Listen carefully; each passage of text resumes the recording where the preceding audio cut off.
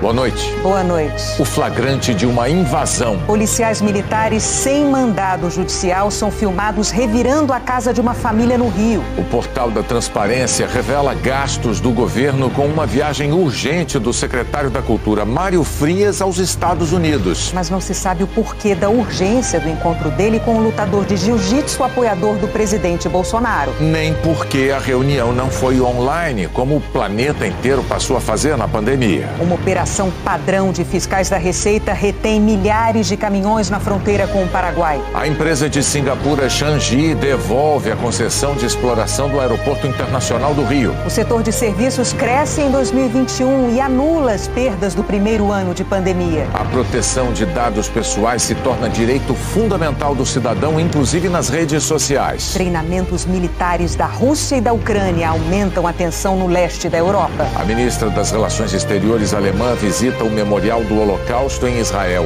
e diz que é responsabilidade de todos erguer a voz contra o antissemitismo e o ódio. O Jornal Nacional está começando. O avanço da vacinação e a vontade de viajar depois de um longo período de isolamento fizeram crescer os números do turismo no Brasil.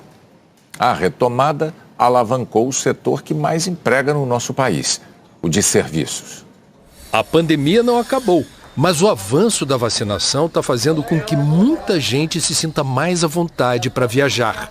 Eu tomei 3 doses já da vacina, né? E isso me deixa mais tranquilo, né? Para voltar a viajar, para ver as pessoas na rua, para conhecer esses pontos bonitos aqui, né, do Rio de Janeiro. Que agora nos sentimos seguros, né? Ela tomou a dose dela, eu tomei a dose de reforço.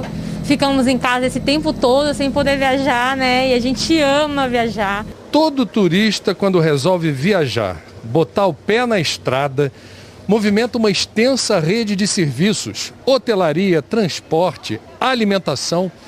E quando isso acontece, quando o turismo vai bem, a economia agradece. Apenas no ano passado, a indústria do turismo no Brasil cresceu 22%. Um dos setores mais castigados pela pandemia registrou uma recuperação impressionante a partir de setembro. Esta economista diz que os números marcam o início da recuperação do setor de serviços, que cresceu quase 11% em 2021. Resultado recorde. Os dados do finalzinho do ano passado nos trouxeram essa confirmação de que a gente deixa para trás o pior da pandemia no que diz respeito aos serviços. O que é uma ótima notícia, porque é um setor que tradicionalmente emprega bastante e a gente já vê isso se refletindo nos dados de mercado de trabalho, essa recuperação voltando a acontecer. Nas asas da empolgação, houve um aumento de 20 milhões de passageiros nos voos domésticos entre dezembro de 2020 e o mesmo período do ano passado. Os estados que tiveram maior aumento percentual de atividade turística foram Bahia, Pernambuco, Rio Grande do Sul, Minas Gerais, Rio de Janeiro e São Paulo. Salvador comemora o melhor mês de janeiro desde o início da pandemia.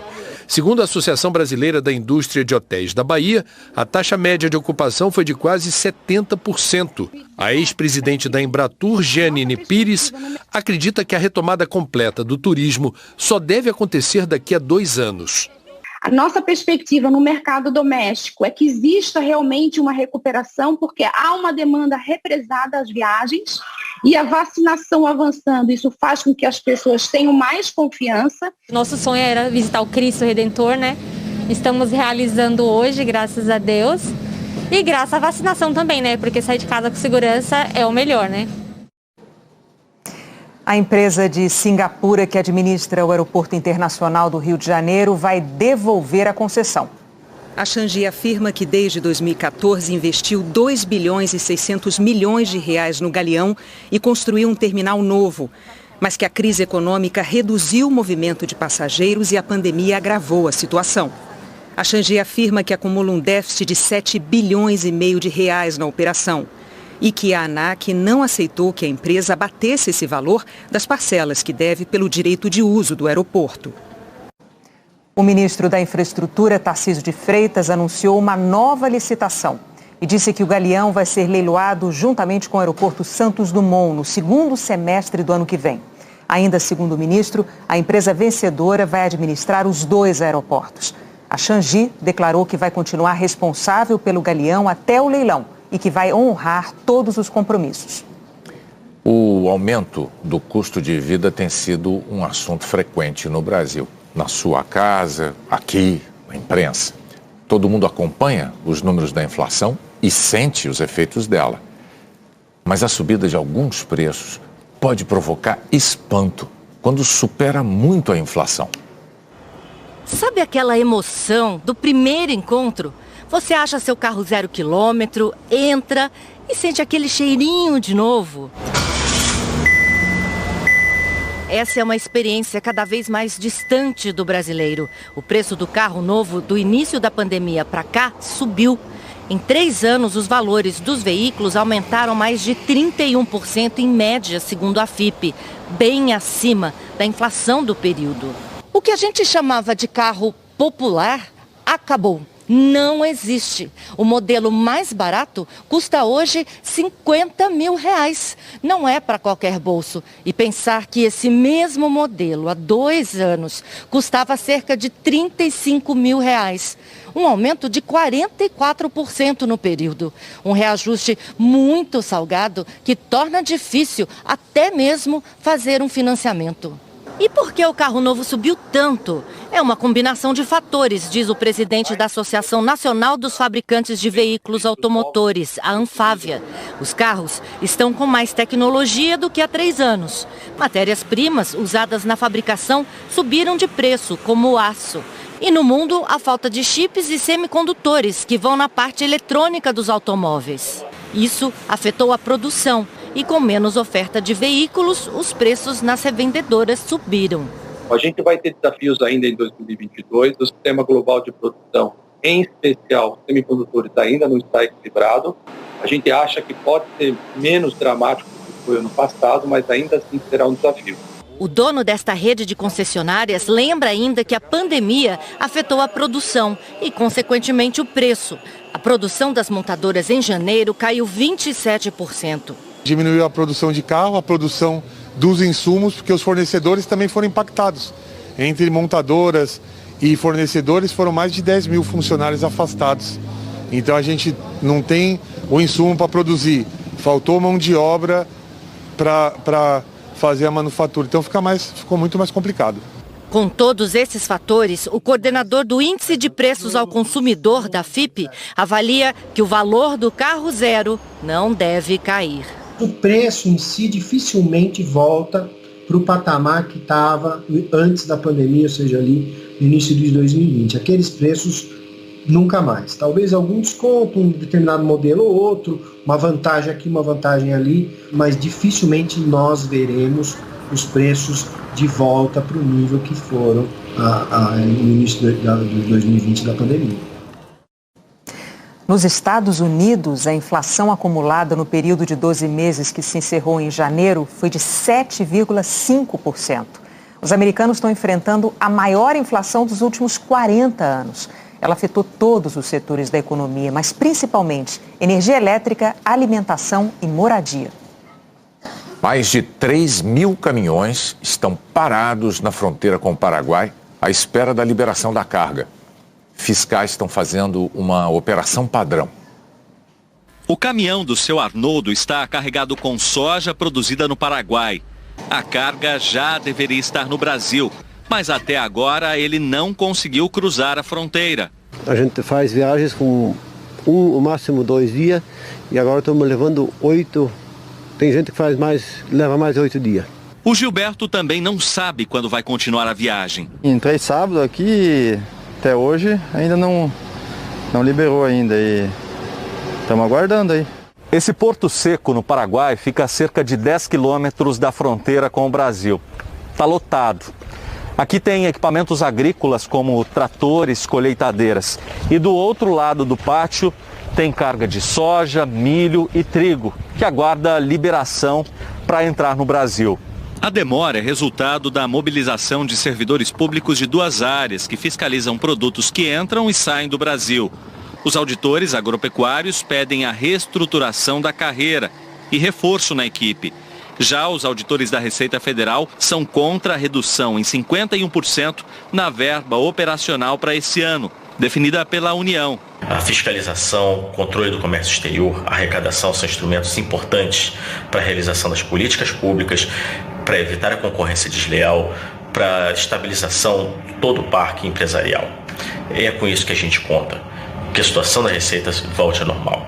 Segundo o Sindicato das Transportadoras, do lado brasileiro, 950 caminhões aguardam para cruzar a fronteira e do lado paraguaio, 2.500. Com a redução no ritmo de trabalho, o tempo de espera pode chegar a 10 dias, dependendo do tipo de carga. As 7 maiores entidades do setor produtivo do Paraná enviaram um ofício ao Ministério da Economia pedindo o fim da operação padrão. Eles estimam um prejuízo diário de quase 4 milhões de reais. Já estamos sofrendo bastante com essa pandemia e a gente agora que esperávamos uma recuperação maior, acontece essa operação tartaruga, né? A gente podemos falar dessa forma, porque a gente vê aí a morosidade que está acontecendo, então os prejuízos também estão ali com os comerciantes locais, que também afetam bastante isso. O Jaime está na expectativa de sair do Porto Seco ainda nesta semana, mas já sabe que nessa viagem ficou no prejuízo. Nós, se queremos um salário, nós temos que correr atrás. Se nós não trabalhar, nós não produzimos. O Ministério da Economia não quis comentar. O Ministério da Agricultura não respondeu ao nosso contato. A Companhia Nacional de Abastecimento diminuiu um pouco a previsão da safra de grãos por causa de problemas climáticos, mas deve ser um recorde mesmo assim. Uma safra e duas realidades bem distintas. No Centro-Oeste, os produtores comemoram a colheita da soja. O clima foi bem, choveu em meados de setembro, né? Então conseguimos estabelecer uma cultura, a cultura conseguiu estabelecer bem, a lavoura veio bem formada, então estamos com uma expectativa melhor. Enquanto isso, na região sul, a situação é de emergência. Com a seca prolongada, faltou água no momento em que a lavoura mais precisava. E o resultado? As perdas podem chegar a 70%. No ano passado a gente correu em torno de 70 sacos por hectare, né? E agora dá em torno de 2, está dando isso aí. E ainda teve lugares, como no Tocantins e na Bahia, onde a chuvarada deixou plantações inteiras debaixo d'água. O reflexo de tudo isso apareceu nas estimativas da Conab, a Companhia Nacional de Abastecimento. O Brasil deve produzir nessa safra 268 milhões e 200 mil toneladas de grãos, uma queda em relação à previsão anterior.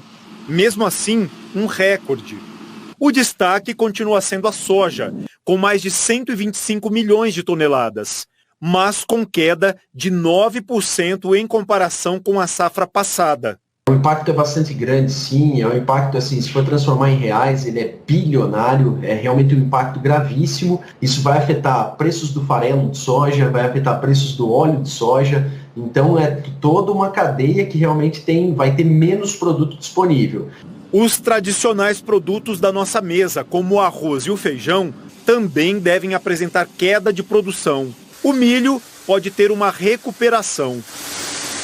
Nós precisamos de uma boa safra de milho para amenizar os preços do milho, amenizar os preços da carne e ajudar a população brasileira a aumentar seu consumo. A quantidade de chuva, de sol, de horas de frio, de calor no momento certo influencia a produção de grãos. E quando um ou vários desses fatores saem do controle, o resultado chega aqui no supermercado.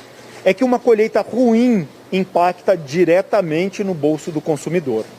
Mesmo que a gente não veja esses grãos, a soja, o milho, diretamente no nosso prato, eles condicionam o preço de diversos outros produtos, inclusive de outros cereais, por exemplo, do feijão, mas também da proteína animal, por exemplo, carne suína e carne de frango, que demandam ração. Quem é que não está sentindo o preço das coisas hoje em dia? Está tudo por hora da morte, né? Não tem jeito. 1 milhão de estudantes que entraram no FIES até o segundo semestre de 2017 vão poder renegociar dívidas com o programa, que financia cursos em faculdades particulares para alunos de baixa renda. Dívidas de mais de 90 dias vão ter desconto de 12%. Para as superiores a 360 dias, 86,5% de desconto e até 92% se o estudante fizer parte do cadastro único ou se ele tiver recebido auxílio emergencial na pandemia.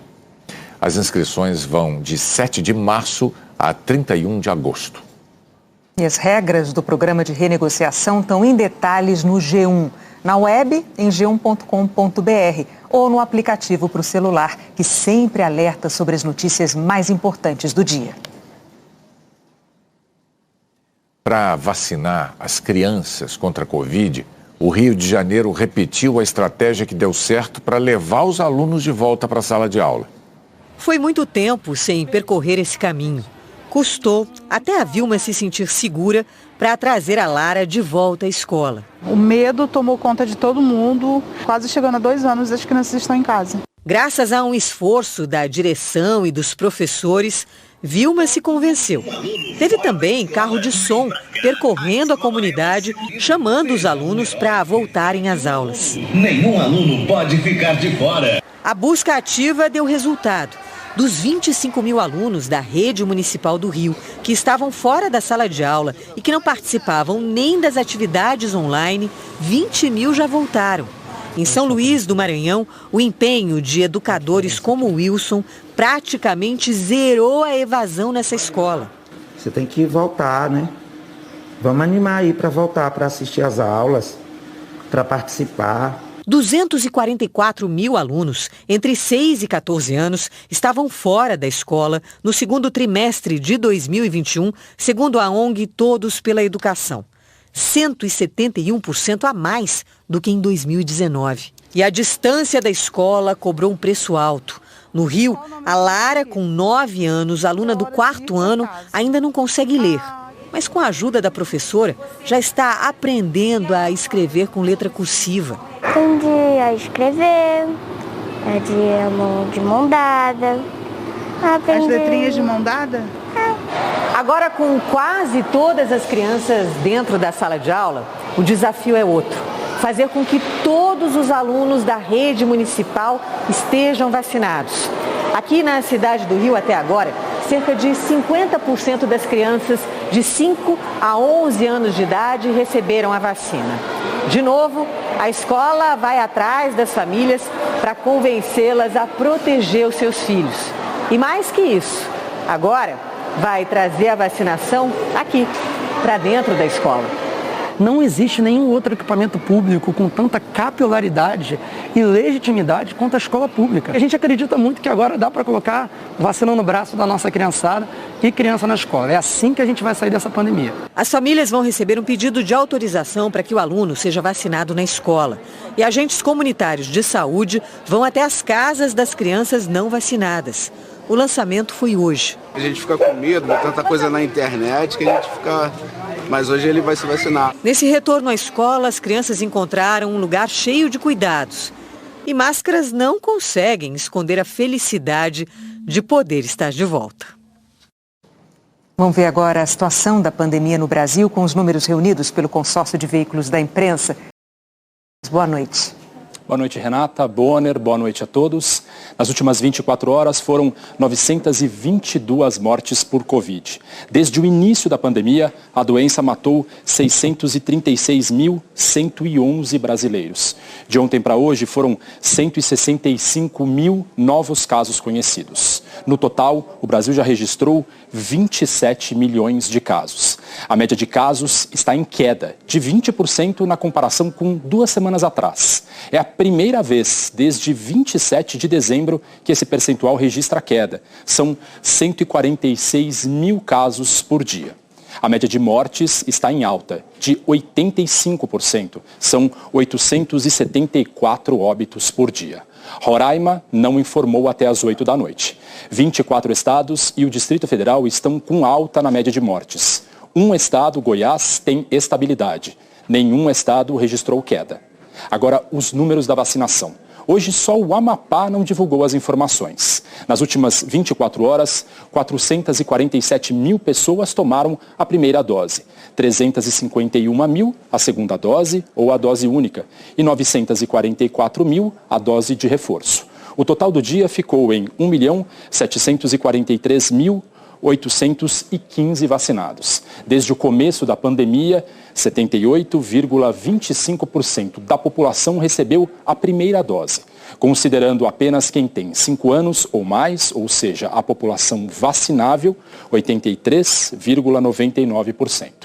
70,76% dos brasileiros estão com as 2 doses ou a dose única.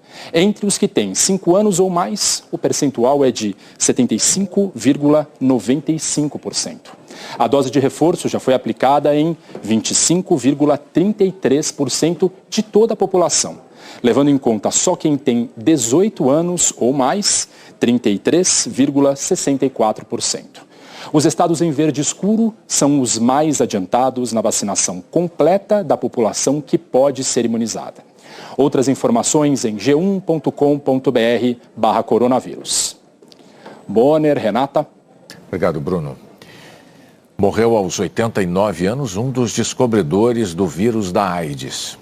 Luc Montagnier dividiu o Prêmio Nobel de Medicina em 2008 com a colega Françoise Barré-Sinoussi. 25 anos antes, eles identificaram um retrovírus que atacava células do sistema imunológico, o HIV, e abriram caminho para o desenvolvimento de tratamentos contra doenças virais. A seguir, aprovada a MP que obriga os planos de saúde a cobrirem remédios orais contra o câncer. A proteção de dados passa a ser um direito fundamental do cidadão, na Constituição. O Congresso aprovou uma medida provisória que obriga os planos de saúde a pagar tratamento oral contra câncer com medicamento aprovado pela Anvisa e incluído na lista da ANS. Atualmente, a agência leva até 2 anos para atualizar essa lista. Agora, vai ter 6 meses para avaliar novas inclusões. E se o prazo acabar, o medicamento vai ser incluído automaticamente. O texto segue para a sanção do presidente Bolsonaro. A Agência Nacional de Saúde Suplementar suspendeu a venda da APS, uma empresa do grupo Amil. O negócio impacta mais de 300 mil beneficiários do plano de saúde. A Heloísa enfrenta uma batalha contra uma doença degenerativa e rara, a atrofia muscular espinhal. O tratamento depende de exames feitos a cada 3 meses e da aplicação de um medicamento em hospital. Ela é segurada individual da Amil, no Rio, há 17 anos, paga R$ 1.800 por mês. Mas, desde o fim do ano passado, diz que está cada vez mais difícil conseguir atendimento pelo plano. Entrei em contato com o laboratório que eu sempre faço, só que ele já estava descredenciado. Então, eu recorri a um outro laboratório, que eu também costumo fazer, também estava descredenciado e também não poderia mandar atendimento domiciliar. A Eva também está com dificuldades na Amil. Ela mantém 4 pessoas da família no plano individual há 20 anos e percebeu que a partir de outubro, laboratórios em São Paulo começaram a ser descredenciados. O exame que antigamente eu fazia um check-up em um dia, eu demoro 4 ou 5 dias. Eu preciso ir várias vezes na mesma unidade porque não tem agendamento, ou tenho que ir em unidades distintas porque uma não faz uma coisa, a outra faz outra. As queixas são dos segurados de planos individuais da Amil. São pelo menos 340 mil pessoas nos estados de São Paulo, do Rio e do Paraná. E coincidem com uma sequência de negócios cheios de detalhes. A gigante americana do setor de saúde, United Health Group, é a proprietária da Amil. E de uma outra seguradora de saúde com apenas 11 mil clientes do interior de São Paulo, a APS. Em dezembro do ano passado, a United, que estuda sair do Brasil, repassou toda a sua carteira de planos individuais para a APS. A ANS, Agência Nacional de Saúde Suplementar, autorizou essa transferência. A carteira individual é considerada extremamente deficitária porque os reajustes de preços são limitados e controlados pela ANS, ao contrário dos planos coletivos empresariais, bem mais rentáveis e reajustados por outros critérios. Em janeiro, uma nova tentativa de transação. Um grupo receberia 3 bilhões de reais da Amil para assumir os planos de saúde individuais e familiares que já estavam com a APS. Ele é formado por 3 sócios: a empresa Ceferin Coelho, a Fiord Capital, uma gestora de investimentos criada em novembro do ano passado e liderada pelo sérvio naturalizado brasileiro Nikola Lukic, e uma pessoa física, Henning von Koss. Ontem, a ANS decidiu impedir a Amil de fechar a venda para o grupo. A agência proibiu que os atuais sócios da APS se retirem do quadro social da empresa e questionou a capacidade financeira dos novos sócios para garantir a sustentabilidade da operadora e o valor envolvido na operação. Nós não temos qualquer conhecimento desses grupos, nós não recebemos qualquer documentação até agora relacionada a esses investidores, razão pela qual a gente só pode se manifestar quando a gente conseguir avaliar todos os documentos que eles possivelmente apresentam. Representantes do grupo afirmam que têm experiência em saúde e administração financeira, mas especialistas em saúde suplementar dizem que esse negócio ainda precisa de muitas explicações. Afinal, o que está em jogo são a vida e a saúde de 340 mil brasileiros, muitos deles idosos. A advogada Renata Vilhena já representa clientes que estão entrando na justiça contra a Amil. Ela diz que o grupo é desconhecido para assumir um negócio tão importante. Parece uma grande emboscada para os consumidores. E esse grupo dos idosos, dos planos individuais, que tem um reajuste controlado, está indo para uma empresa que ninguém sabe quem é, né? Não tem uma sede, não tem os funcionários e as pessoas ficam realmente muito inseguras. De qualquer forma, a ANS reforça que a Amil não pode deixar os segurados com atendimento prejudicado. Qualquer alteração de rede, ele precisa fazer uma equivalência contratando o mesmo serviço para que os consumidores sejam atendidos. Então, isso eles precisam fazer e o fazendo tem que comunicar os seus beneficiários com antecedência mínima de 30 dias.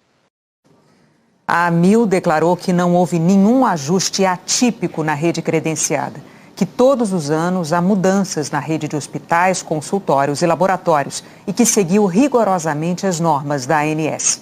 O United Health Group Brasil, dono da Amil, informou que depois dos questionamentos da agência reguladora, está revisando o processo de compra e venda da APS. Já o grupo que pretende comprar a APS afirmou que os sócios têm longa experiência no setor de saúde e na área financeira, que considera o negócio viável financeiramente e que poderá trazer melhorias ao serviço prestado. O Congresso promulgou a proposta de emenda à Constituição que estabelece a proteção de dados como direito fundamental do cidadão. A promulgação foi em uma sessão solene com deputados e senadores. Agora, a proteção dos dados pessoais de cada cidadão foi colocada no artigo 5º da Constituição, no mesmo patamar de importância de outros direitos e garantias fundamentais, que inclui, por exemplo, a liberdade, a vida e a educação. Essa proteção abrange também os dados que trafegam nas redes digitais. O direito à proteção de dados passa a ser uma cláusula pétrea da Constituição. Uma garantia que não pode mais ser revogada. E daqui para frente, qualquer lei que vier a tratar da privacidade de informações do cidadão só poderá ampliar esse direito. O presidente do Senado, Rodrigo Pacheco, do PSD, afirmou que a mudança na Constituição é uma demonstração do compromisso do Congresso com o valor inegociável da liberdade individual. Os dados, as informações pessoais pertencem de direito ao indivíduo e a mais ninguém. Sendo assim, cabe a ele, tão somente a ele, ao indivíduo, o poder de decidir a quem esses dados podem ser revelados e em que circunstâncias. A nova lei também determina que daqui para frente só o Congresso pode fazer mudanças sobre regras relativas à proteção de dados. Isso evita a pulverização de legislações estaduais e municipais sobre o assunto, que podem muitas vezes ser contraditórias. E a União será responsável por organizar e fiscalizar como esses dados devem ser tratados e armazenados por empresas, como as que gerenciam redes digitais. O autor da proposta de emenda constitucional, senador Eduardo Gomes, do MDB, disse que o Congresso mostrou compromisso com os direitos humanos da nova geração. Não há mais como imaginar nenhuma atividade na sociedade que não seja realizada através da tecnologia. Temos que compreender a importância do dado pessoal na nova realidade global, assim como é imprescindível reconhecer e mitigar os riscos que fazem parte da sua utilização. A emenda constitucional vai ajudar a fortalecer o cumprimento da Lei Geral de Proteção de Dados, aprovada em setembro de 2020. A LGPD estabeleceu punições para empresas que vazem informações ou se beneficiem do uso de dados pessoais do cidadão, como a venda e compartilhamento de cadastros sem autorização do cliente.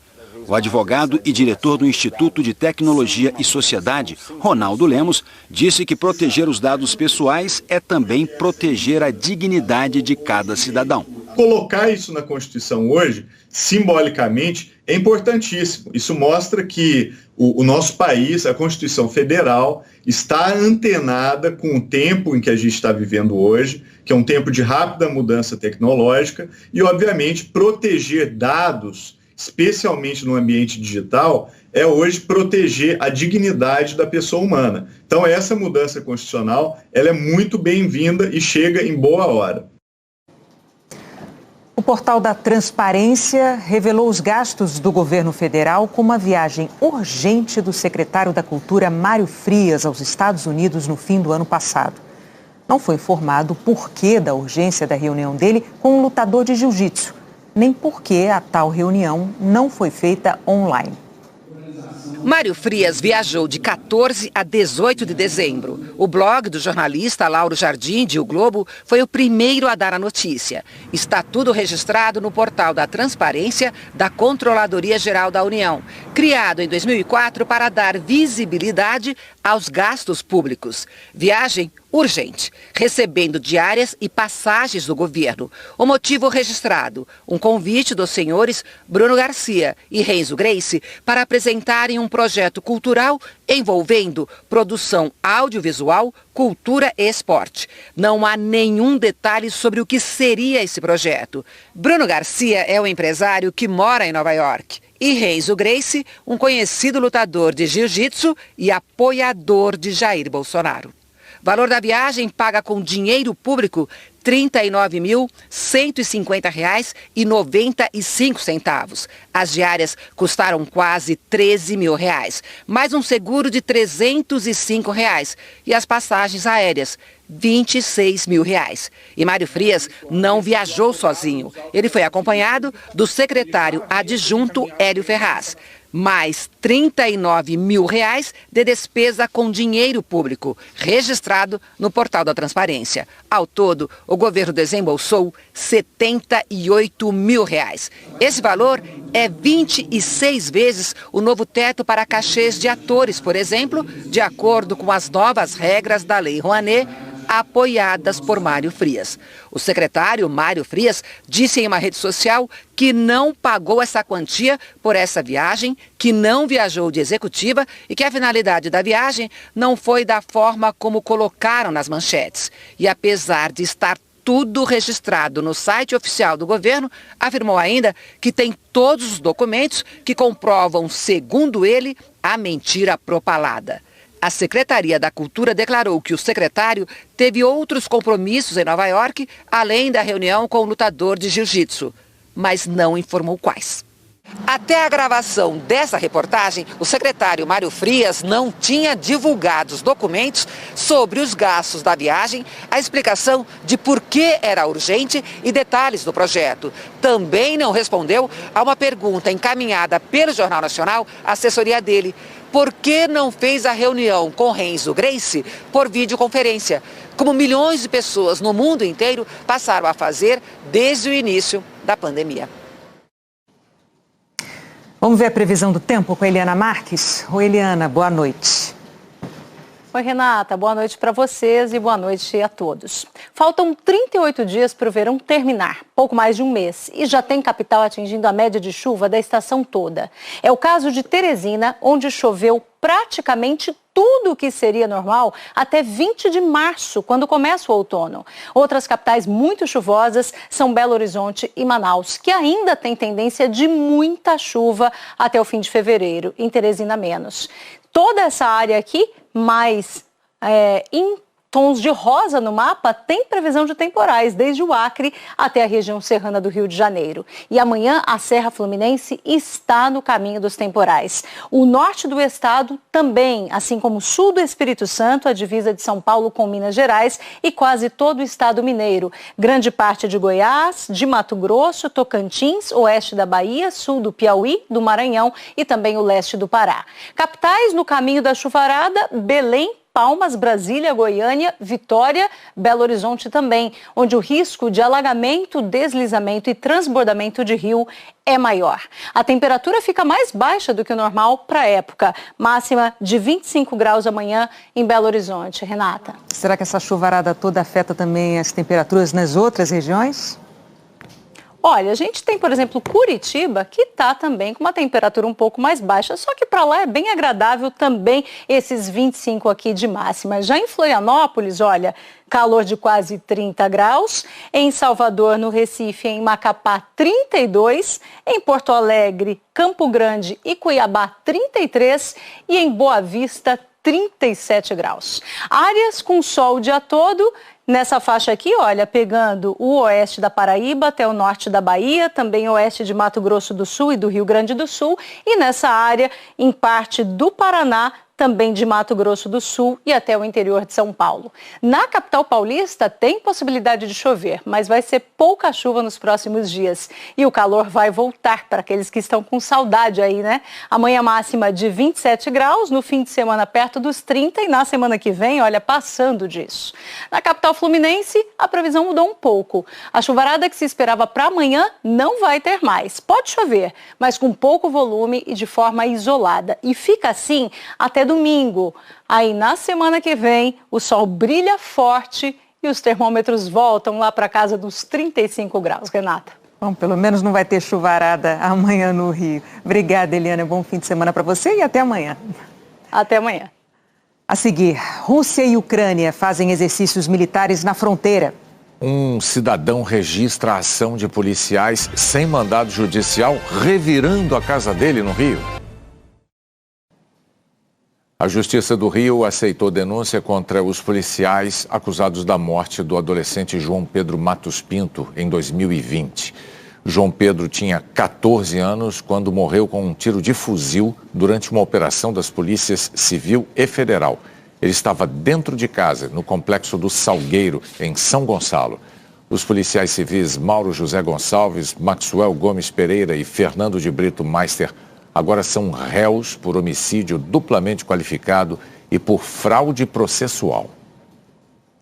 Policiais militares sem mandado judicial invadiram e reviraram uma casa dentro de uma comunidade na zona oeste do Rio de Janeiro.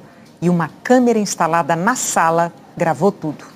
As imagens foram a prova que a família precisava para denunciar invasões frequentes na casa onde mora, na comunidade Vila Aliança, na zona oeste do Rio. Em 4 meses é a 11ª vez que eles vão na minha casa. Eu não tenho nenhum mandato de prisão, não tenho nenhum mandato de busca e apreensão, entendeu? Sou uma pessoa limpa, trabalho, minha esposa também, entendeu? Os donos do imóvel instalaram uma câmera de segurança na esperança de flagrar a ação ilegal dos policiais. Foi o que aconteceu na última segunda-feira. O que você vai ver agora é uma sequência de abusos.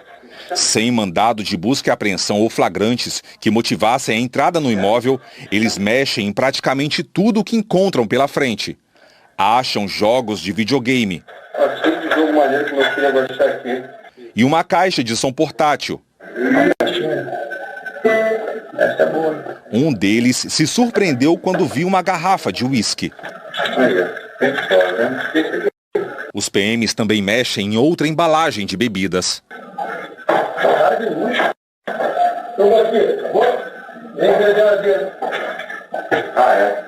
Antes de sair da casa, um PM incentiva os colegas a levar cerveja.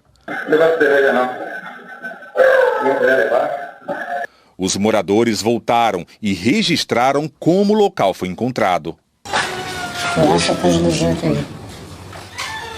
Isso aqui aparece na câmera. Ele rasgando, ele abrindo a embalagem. O que eles levaram da sua casa? Levaram uma caixa de som, aproximadamente 1 quilo de carne que tinha na minha geladeira, estava congelado, 8 caixinhas de água de coco e um perfume. Essa ação muito séria, a denúncia é grave, a corporação vai agir realmente com velocidade e temos ali uma ação totalmente inadequada e inaceitável. Por conta disso, a entrada a casos moradores sem um mandado de busca e apreensão, sem um mandado de prisão ou sem uma conduta de flagrante de delito, ela é algo inaceitável nos dias de hoje. Depois que essas imagens foram reveladas, os policiais foram identificados, afastados da rua e podem ser expulsos da corporação.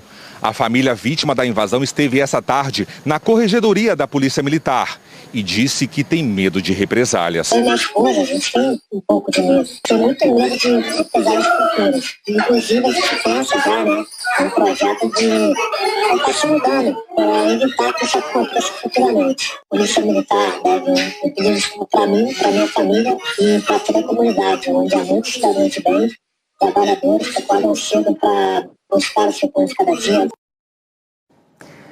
As penas para crimes de invasão e furto podem passar de 10 anos de prisão. E nesse caso da reportagem, os PMs ainda podem ser acusados de crime de abuso de autoridade. Treinamentos militares em Belarus e na Ucrânia aumentaram o clima de tensão no leste da Europa. É o maior exercício militar da Rússia em conjunto desde a Guerra Fria. Os governos russo e bielorrusso não revelam o contingente, mas os satélites da OTAN espiaram 30 mil militares. Os exercícios de 10 dias são na fronteira entre Belarus e Ucrânia, o caminho mais curto para chegar à capital Kiev. Em outros flancos, a Rússia tem mais de 100 mil militares de prontidão. O governo ucraniano chamou as manobras de pressão psicológica e espelhou a Rússia com seus próprios jogos de guerra.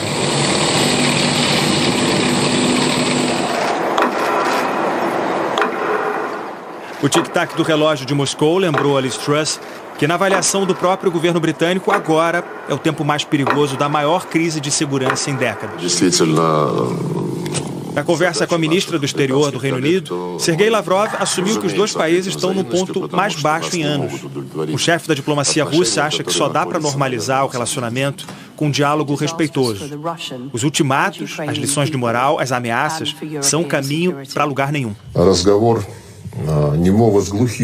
Lavrov reclamou que negociar com os britânicos é como uma conversa de surdo e mudo. O ministro do Exterior argumentou que, ao contrário das tropas russas, o governo britânico mandou militares para fora do território e perto da Rússia. A chefe da diplomacia disse que não dá para ignorar o acúmulo de mais de 100 mil militares na fronteira com a Ucrânia. É uma postura muito ameaçadora. Liz Truss pediu para o Kremlin recuar, mas foi o ministro do Exterior que se retirou sem guiar a convidada. A União Europeia respondeu hoje em conjunto à proposta da Rússia sobre a segurança no continente. Agora, o chefe da diplomacia russa tinha avisado que uma resposta coletiva do bloco levaria a um colapso das conversas. Em outra ponta de negociação, o primeiro-ministro daqui do Reino Unido visitou a sede da OTAN em Bruxelas. Jens Stoltenberg enviou uma carta à diplomacia russa. O secretário-geral da OTAN explicou que há uma oferta para discutir mais transparência sobre exercícios militares e o controle de armas nucleares. O primeiro-ministro britânico concordou que qualquer país deve ser livre para buscar as alianças que escolher. Boris Johnson declarou que a OTAN precisa mostrar que não dá para abrir mão desse princípio, riscando uma linha na neve. Mas os tanques mostram que estão prontos para passar por cima de qualquer limite.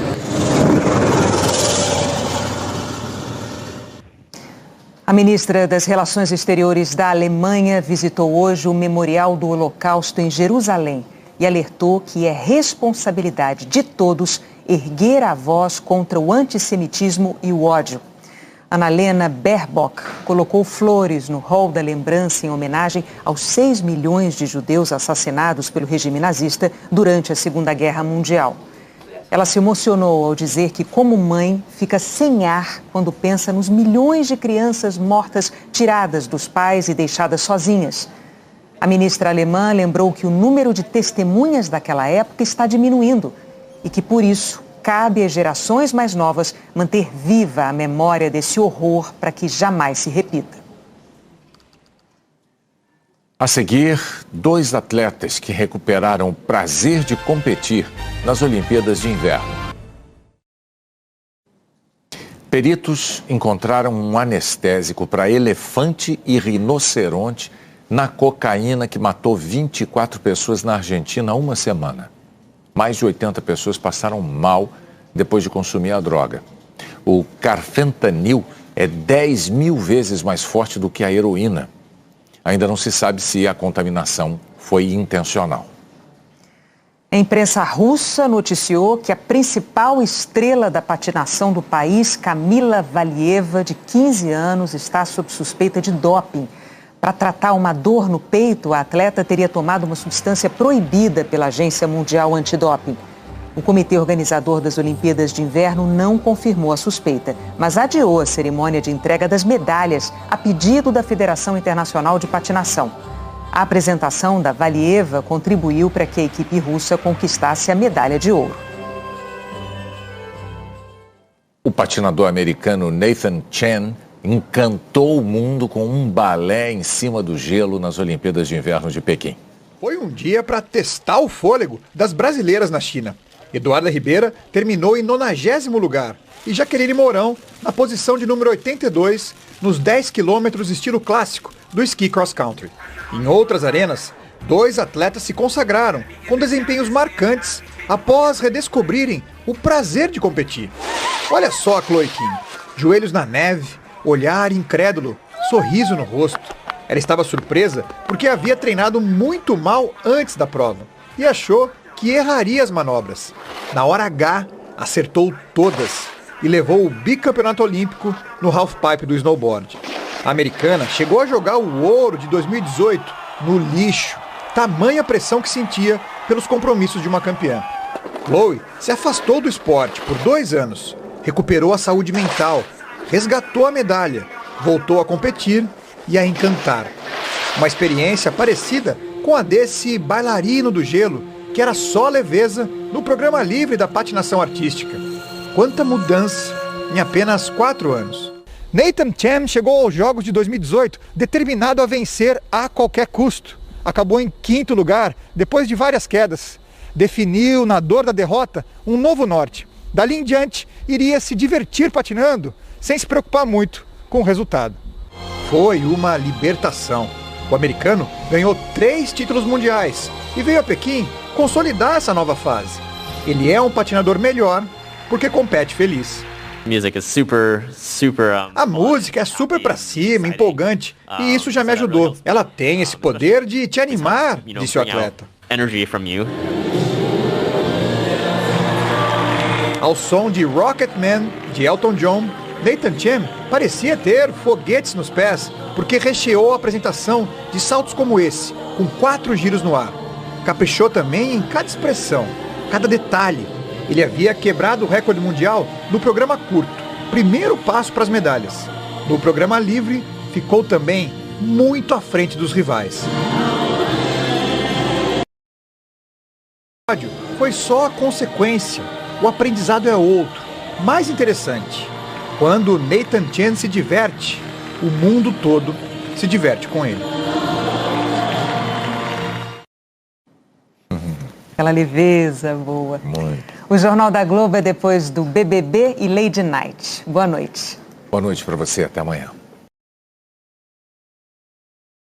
Fala galera, beleza? Aqui quem fala é o Diego do canal Diego Esportes e tô chegando para te avisar que hoje tem Corinthians e Mirassol pela 5ª rodada do Campeonato Paulista.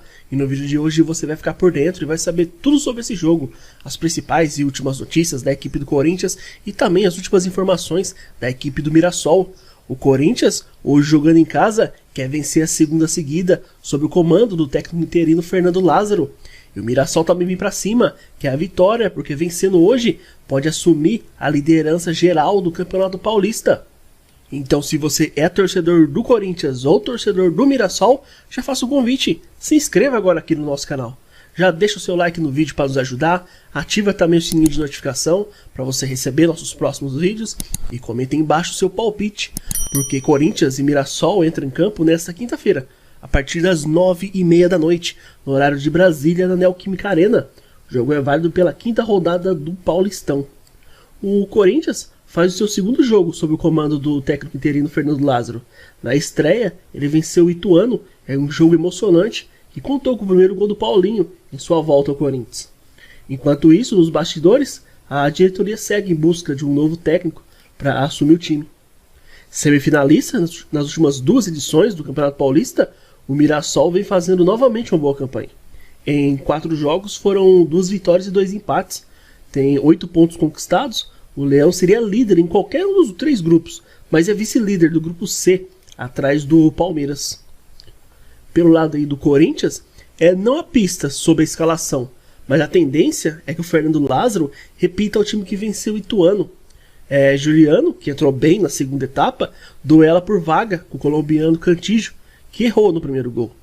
Cássio e João Vitor foram outros jogadores que não atuaram bem no Novelli Júnior, mas não há indícios do que o treinador vai sacar os 2 jogadores no jogo dessa noite.